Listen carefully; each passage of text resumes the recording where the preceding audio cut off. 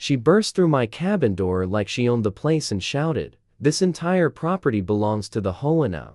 I didn't flinch. I didn't move. I just sat there, calm as stone, because she had no idea who she had just stormed in on. Karen's face was blazing red, rage spilling out as she waved a crumpled sheet of paper that looked official, except the ink was already smearing from her sweaty grip. "Pack your things," she hissed. "Your little getaway ends today. We've decided this cabin isn't suitable for you. It'll be reassigned for community use." I didn't rise. I didn't even look up from the steaming cup of coffee sitting on the table. But the man seated across from me lifted one brow, adjusting his glasses as if mildly annoyed. Karen hadn't even realized he was there, too busy barking orders like some self-appointed ruler of the forest. "You think you can just sit here?" she snapped, slamming the fake notice on the wooden table. "The HOA says you can't stay overnight without approval, and don't bother calling anyone. The law is on my side." That was when he finally spoke. His voice cut through the entire room, calm, deep, the kind of tone that silences chaos without ever needing to rise. "On your side?" he asked slowly. Karen spun around, startled, her confidence wobbling for the first time. "And who are you supposed to be? Another trespasser?" I couldn't hold back the smirk. She had no idea. She'd just insulted the one man she should never, ever cross. "You should watch your words," I said, leaning back in my chair. "Because you just tried to evict me in front of the state attorney general." Karen's mouth fell open. For the first time since she'd kicked my door in, she had nothing to bark, nothing to threaten, nothing to throw. That silence alone was worth the entire fight we were about to step into. Her quiet didn't last long. Her face twisted into a shaky smile, the kind people force when they're suddenly drowning, but still pretending they can swim. "Oh, Attorney General, is it? Well, I was only stopping by to check on the property's safety. HOA rules. You know, we care about community well-being." She let out a nervous laugh that bounced awkwardly around the small cabin. Brittle and fake. The Attorney General leaned forward, tapping his fingers on the table once, twice, 3 times. He wasn't amused. "So let me get this straight," he said carefully. "You entered private property without permission, while waving a falsified document?" Her fake smile went stiff. "Falsified? Excuse me, this is official." She shoved the paper at him, but the edges were jagged from scissors, and the HOA letterhead looked like it had been printed on a dusty home printer. Even from across the table, it was pathetic. I crossed my arms and finally stood. "You taped one of those to my door last week too. Remember the one claiming I had to pay a fine for my mailbox not being pre-approved?" The Attorney General scanned the notice slowly, then let out a dry, razor-edged chuckle. "This seal," he said, pointing at it, "it was discontinued in 2008, meaning this isn't just fake, it's criminal." Karen's voice cracked like thin glass. You don't understand. I was told to do this. I'm just following orders from the HOA board. They told me to remove him." The Attorney General's eyes narrowed, but I saw something else flicker in her tone. Orders. Someone else pulling strings. This wasn't just Karen throwing power around. Something bigger and much dirtier was behind all of this. Karen stumbled back, clutching the fake notice like a shield.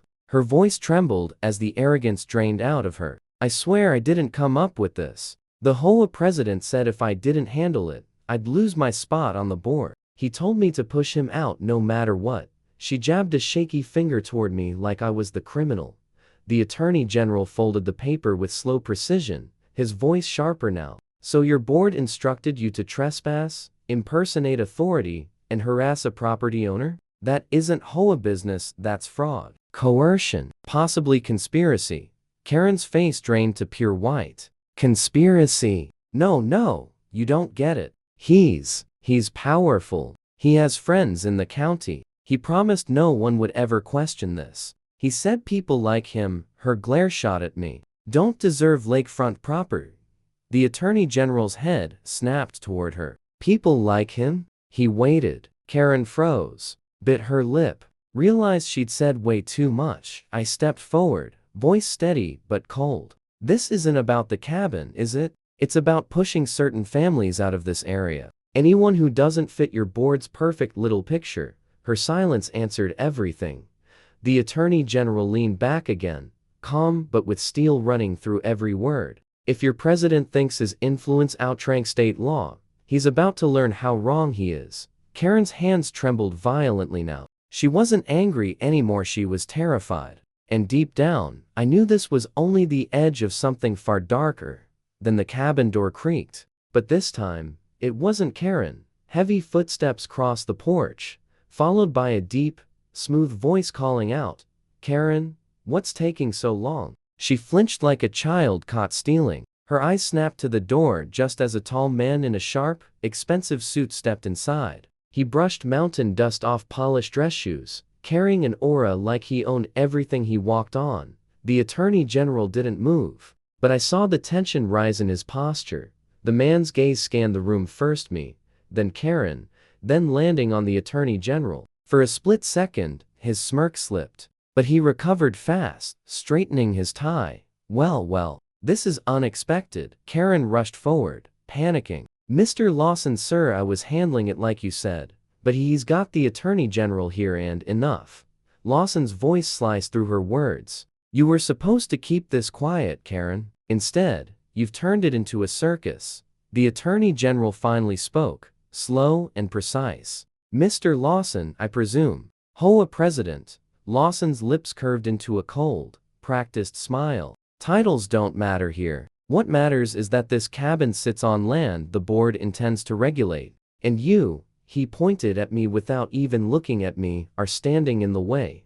Anger surged through me, but I stayed calm. "Funny," he said, "because last I checked, this land has been in my family for 3 generations. You don't regulate family history." For the first time, Lawson's polished mask cracked, jaw tightening. "History doesn't matter," he said quietly. "Power does." The Attorney General leaned forward, eyes cutting through Lawson like a blade. "Then you're about to learn what real power looks like."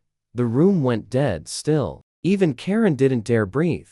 This wasn't about a cabin anymore. This was war. And Lawson did not blink. He walked straight past Karen without a glance, dismissing her like a pawn that had already served its purpose. His focus locked on the Attorney General, every word dripping arrogance. "You think your title scares me?" Lawson said. "You sit in an office. I sit on land deals, zoning permits, and judges' dinner tables. Out here, my word weighs more than yours." Karen's lips parted in shock. She never expected him to challenge the Attorney General openly. But Lawson wasn't bluffing. The confidence in his stride, the smug calm in his tone, all showed he believed every word he said. The Attorney General's jaw tightened. But before he could answer, Lawson snapped his fingers. That's when 2 men stepped onto the porch, no suits, no badges, just big, heavy-built enforcers in plain clothes, arms crossed like silent threats. One leaned casually on the doorframe.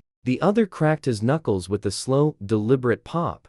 Karen whispered, You brought them here?" Her voice shook. Lawson didn't spare her a glance. "You wanted this handled, didn't you? This is how things get done." My stomach twisted, but I didn't move back. Instead, I looked at the Attorney General. He hadn't shifted. Not 1 inch. He was calm to calm. Lawson leaned closer, his grin widening. "Here's what's going to happen. You both walk away from this cabin tonight. Forget you saw anything. If not, accidents happen in places like this. Remote, quiet, forgotten." For a moment, the only sound was the soft crackle of the fireplace. Then the Attorney General finally spoke, his voice low but sharper than steel. "Funny thing about accidents," he murmured. "They never do well when recorded on live surveillance." Lawson's smirk faltered. At that same moment, a small red light blinked in the corner of the cabin. He hadn't seen the cameras, but I had, and I knew every second was already saved. Lawson's eyes darted upward, catching the tiny red glow. His expression cracked hard. He stepped back, voice suddenly tight. You've been recording this?" I folded my arms. "Not just recording, streaming, directly to the county server." Karen gasped, hands flying to her mouth. The 2 thugs shifted, uneasy now, their earlier bravado dimming. They hadn't signed up to be caught threatening a state official on camera. The Attorney General leaned back, unmoved. Every word, Mr. Lawson, every threat, every admission, saved and backed up. He tapped his phone. By now, my office already has a copy. Lawson's jaw clenched, but the panic in his eyes betrayed him. You think that matters? You think anyone will touch me? I own half this county. The Attorney General's lips curled into a thin, cold smile. Then I suppose you forgot about the other half. For the first time, Lawson's men hesitated. One whispered, "Boss, maybe we should," but Lawson cut him off with a sharp glare. He was losing control, and he knew it. But he was still trying to look powerful. I stepped in closer, lowering my voice. "See, that's the issue. You thought this was about me, but you just threatened the Attorney General on camera. That's not HOA business. That's federal." Karen's legs gave out, and she slid down the wall. No, I didn't sign up for this," she whispered. Lawson turned his fury on her. "Shut up, Karen." But the Attorney General stood, his voice carrying the final blow. "No, Lawson. You shut up. The moment you walked into this cabin, it stopped being your playground. It became a crime scene." Silence fell heavy and suffocating. Even the fire popped more softly. Lawson's downfall had already begun. His composure shattered. Sweat rolled down his forehead as he tried to puff out his chest, but his voice trembled. You don't scare me. I'll bury this in court. Judges owe me favors. Money talks." The Attorney General reached into his jacket. Lawson's men tensed, until all he pulled out was a small badge wallet. He opened it slowly, the gold emblem gleaming. "This isn't county," he said. "This is state. And that means every federal agency is one phone call away. Think your money can buy that?" Lawson's men shared uneasy glances. One muttered, "Boss, he's not bluffing. Maybe we should leave." But Lawson snapped, voice cracking, "No one's leaving. He doesn't have proof." I stepped forward, showing my phone the live feed still running. Funny thing, more than 1,000 people are watching this right now. Karen's eyes went wide with horror. She slid even lower, whispering, No, this can't be happening." The Attorney General's voice turned arctic. "Lawson, here's how this goes. You walk outside with me calmly. Your men stay put. And if you resist..." He paused. "The sheriff's deputies are already en route. They've been watching." The thugs shifted nervously. One stepped back toward the porch, clearly wanting no part of this. Lawson's face twisted, the rage in his eyes fading into fear. "You'll regret this," he hissed. "You don't know who I am." The Attorney General leaned in close. "Oh, I know exactly who you are. And tonight, so does everyone else." Sirens wailed in the distance, growing louder by the second.